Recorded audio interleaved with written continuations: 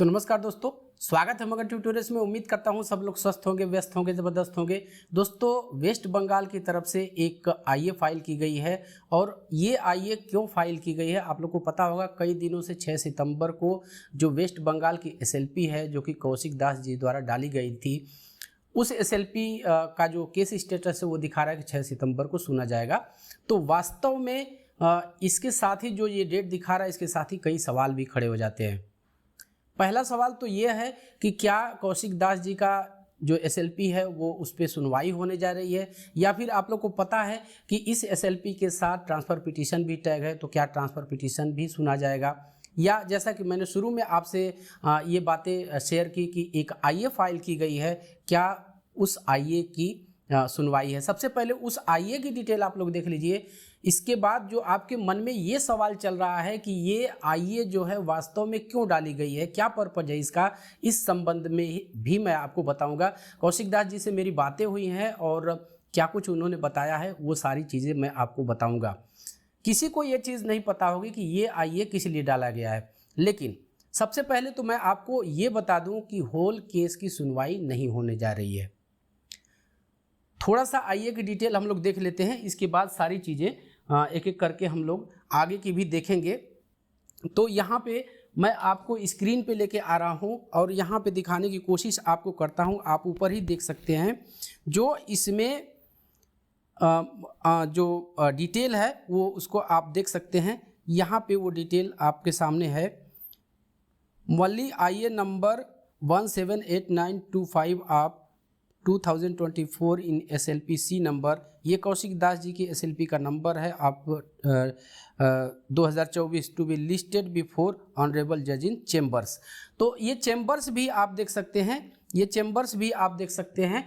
तो ये सिर्फ और सिर्फ आईए के लिए है और आईए इसमें चेम्बर में सुना जाएगा और इसमें क्या कुछ हो सकता है क्या नहीं हो सकता है उसकी डिटेल हम आपको बाद में देंगे। लेकिन अभी एक ये राहत वाली खबर है, ध्यान से सुनिएगा आप लोग। ये राहत वाली खबर है और राहत वाली खबर क्यों है ये आपको समझना ज़रूरी है।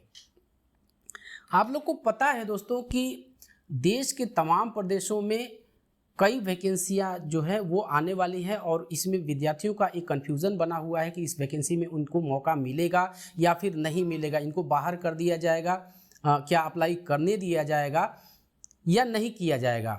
तो इस आईए को लेके जब मैं केस स्टेटस चेक कर रहा था तो इसको लेके मुझे भी कन्फ्यूज़न इसी तरह की हुई और इसको जानने के लिए चूँकि कौशिक दास जी द्वारा ही ये फाइल किया गया है, इसलिए मैंने ज़रूरी समझा कि उनसे बात किया जाए। काफ़ी मुश्किलों के बाद उनसे मेरी बातें हुई है और जो कुछ बताया है हूबहू मैं उस चीज़ को आपके सामने शेयर करता हूँ।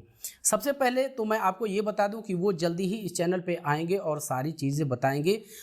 कौशिक दास जी का कदम भी अब आप लोग ये समझ लीजिए कि संपूर्ण देश को राहत पहुंचाने के लिए आगे बढ़ चुके हैं।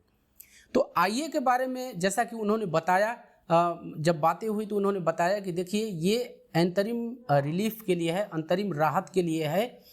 यदि जब तक ये एसएलपी चलती है वेस्ट बंगाल की, आप जानते हैं सब जुडिस है, तो ये एसएलपी की सुनवाई जब तक होगी, इस बीच में यदि किसी भी प्रदेश में, एक बार फिर से सुन लीजिए, भारत के किसी भी प्रदेश में कोई भी वैकेंसी ऑन प्रोसेस हो, उसमें उनको कैंडिडेट्स को पार्टिसिपेट करने दिया जाए।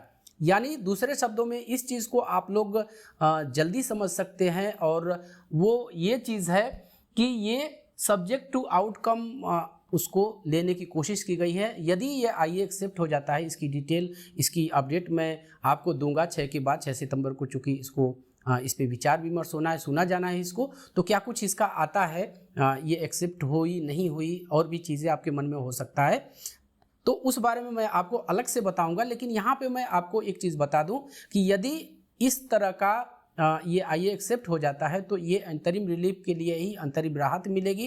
कोई भी वैकेंसी आएगी उसमें आप पार्टिसिपेट कर सकते हैं जब तक मामला ये सब जुडिस रहता है।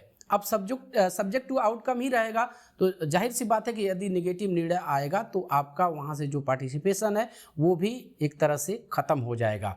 तो ये संपूर्ण देश के लिए है और कौशिक दास जी का प्लान ये है कि वो एक टॉप मोस्ट सीनियर वकील से जो आईए उनकी है उनकी सुनवाई करवाएं और एक बार देखिए, मैंने आपसे बार बार इस बात को इसको अंडरलाइन किया, इस बात को, कि कोई भी यदि राहत माननीय कोर्ट से, चाहे एसएलपी से या फिर टीपी से मिलता है, तो उसका इम्पैक्ट सारे केसेस पे पड़ेगा और उसमें भी एक पॉजिटिविटी आएगी और वहाँ भी राहत की उम्मीद बढ़ जाएगी। तो फिलहाल ये आईए के बारे में आप लोग समझ गए कि ये अंतरिम राहत के लिए है और एक्सेप्ट होता है तो ये एक बड़ी सफलता होगी। सब्जेक्ट टू आउटकम आपको मिल सकता है। दूसरी बात जो कि मेरी कौशिक दास जी से बात हुई, उन्होंने कहा कि संपूर्ण देश के लिए वो चाह रहे हैं कि राहत मिले। हालांकि उनका ये भी कहना था कि हमने जो फंड है वो संपूर्ण देश से नहीं लिया है, बाकी लोगों ने ही लिया, लेकिन मेरी ये कोशिश है, उन्होंने अपने बल पे कहा, अपने स्टेट के बल पे कहा कि हम टॉप मोस्ट सीनियर वकील से हियरिंग करवाने जा रहे हैं और मुझे वो आश्वस्त दिखे कि ज़रूर कोई ना कोई एक पॉजिटिव निर्णय लेके आ सकते हैं। हालांकि कोर्ट के मैटर में इस तरह की भविष्यवाणी एक बेमानी ही है। कोर्ट का मैटर है तो हम उम्मीद कर सकते हैं, हम दावा नहीं कर सकते। तो मैं भी आपसे दावा नहीं कर रहा हूं, लेकिन जो चीज़ें हैं वेस्ट बंगाल के संदर्भ में, उसके रेफरेंस में, जैसा कि उन्होंने बार बार कहा है कि सर्विस रूल अलग है, तो ठीक है, सर्विस रूल अलग है तो अन्य प्रदेशों को भी ये चीज़ें चाहिए थी कि वो अपने प्रदेश की सर्विस रूल को चैलेंज करें। दुर्भाग्यवश ये नहीं हो पाया है। आप लोग ये न समझिए, यदि आप किसी जजमेंट के अपोज में जाते हैं और हो सकता है कि इस तरह की तैयारियां की भी जा रही हों कि इस तरह की चीज़ें रखनी चाहिए, आप एक तरह से एक चीज़ समझ लीजिए, आपको ये बात ज़्यादा आपके मन में बैठ जाएगी। आप मान लीजिए किसी भी प्रदेश से बिलोंग करते हो और वहाँ के सर्विस रूल में ऐसा मेंशन है कि एनआईओएस नहीं लिया जाएगा, मतलब एनआईओएस से जो डीएलएड कर रखे हैं उसका जिक्र उसमें नहीं है, यानी एनआईओएस से किए हुए डीएलएड को उस सर्विस रूल में शामिल नहीं किया गया है एज ए एलिजिबिलिटी। अब कोई भी वैकेंसी आएगी तो वो स्टेट गवर्नमेंट आपको उसी सर्विस रूल का हवाला दे करके आपको नहीं शामिल करेगी। तो फिर आपका क्या मोटिव होना चाहिए, आपका क्या गोल होना चाहिए कि आप किसी भी सक्षम अदालत में जाते हैं तो आपको किसको चैलेंज करना चाहिए? आप उस सर्विस रूल को चेंज करेंगे, आप सर्विस रूल को चेंज करेंगे और कोर्ट से इस तरह का डायरेक्शन मिल सकता है राज्य सरकार के लिए कि ये कोर्स वैलिड है, आप अपने सर्विस रूल में शामिल कीजिए इसको। तो ये होना चाहिए था, ये चीज़ें नहीं हो पाई हैं।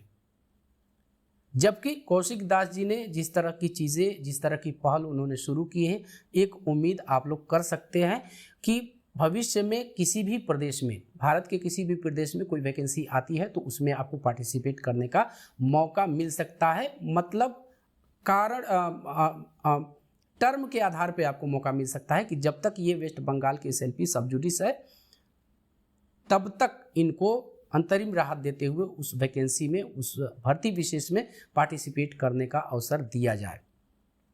अब यहाँ पे एक चीज़ मुझे और आपसे कहनी है। मैंने पहले की भी वीडियोस में आपसे कहा था कि ज़्यादा अच्छा ये होगा कि आप पहले ही सर्विस रूल को चैलेंज कर दें अपने अपने प्रदेशों को, वरना अब मान लेते हैं कि जो जयवीर सिंह वाला मैटर था 28 नवंबर 23 में फैसला आया, अगर वो फैसला पलट जाता है, मान लेते हैं पलट जाता है, यानी रिव्यू लगा हुआ है और रिव्यू में कितनी सफलता मिली है मैं बार बार उस चीज़ को नहीं कहूँगा, ईश्वर करे उसमें सफलता मिल जाए। यदि मान लीजिए सफलता मिल जाती है, ठीक है, आपका सर्टिफिकेट, आपका डिप्लोमा वैलिड मान लिया जाता है, लेकिन आपके प्रदेश के सर्विस रूल में वो नहीं है, तो क्या आपको तुरंत वैकेंसी में मौका मिल जाएगा? फिर से आपको वही काम करना पड़ेगा, वहाँ जाके प्रदेश के सर्विस रूल को आपको चैलेंज करना पड़ेगा, इस तरह का आर्डर लाना पड़ेगा और फिर जब वो सर्विस रूल में शामिल होगा तभी आपको उसमें लिया जाएगा। अब मैं समझता हूँ कि ये बातें आपको समझ में आ गई होंगी। अब यहाँ पे दूसरी चीज़ जो मैं आपको कह रहा हूँ, देखिए यहाँ पे न तो किसी तरह का बैर और प्रीत, किसी भी तरह की इस तरह की चीज़ें मैं नहीं करना चाहता।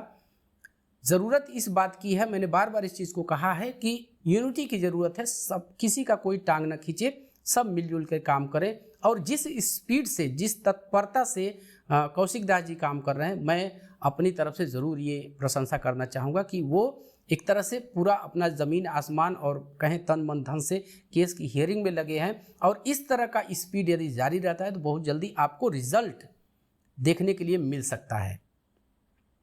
अब एक चीज़ यहाँ पे और यहाँ ज़रूर मैं कहना चाहूँगा कि जब एक राज्य से ऑलरेडी SLP आ चुकी है तो फिर उस राज्य से SLP आ सकती है या नहीं।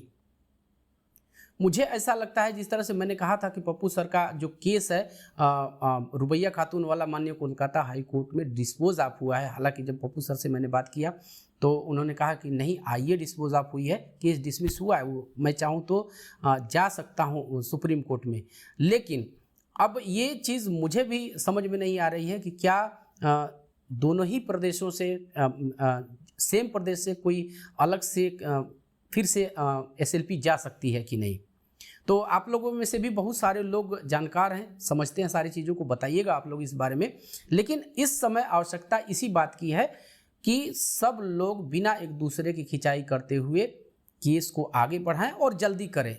बार बार कमेंट्स भी आप लोग के वीडियोस पे आ रहे हैं कि सर बहुत देरी हो रही है, तो ये देरी नहीं होनी चाहिए। आप लोग भी अपने स्तर से प्रयास कीजिए, जो भी नेतृत्व से कहिए कि आप लोग जल्दी जो भी करना हो जल्दी कीजिए, क्योंकि इसमें आगे चल के समस्याएं बढ़नी है। वैसे भी आप लोग जानते हैं TRE-4 बिहार में आने ही जा रहा है, तो इस IA से आपको संपूर्ण देश में राहत मिल सकती है। यही इस IA की अपडेट है। बाकी चीज़ों के लिए दोस्तों आप लोग हमारे साथ जुड़े रहिएगा, और जैसे ही इस संबंध में कोई अपडेट आती है उसको लेके हम आपके सामने ज़रूर आएंगे। तो बस दोस्तों यही था आज की इस वीडियो में। उम्मीद करते हैं कि आपको ये वीडियो पसंद आई होगी, और चलते चलते वही रिक्वेस्ट दोस्तों, कृपया इस चैनल को लाइक शेयर और सब्सक्राइब जरूर कीजिए दोस्तों। जब आप ऐसा करते हैं तो हमें को मोटिवेशन ज़रूर मिलता है। मिलते हैं अगली वीडियो में, तब तक के लिए नमस्कार।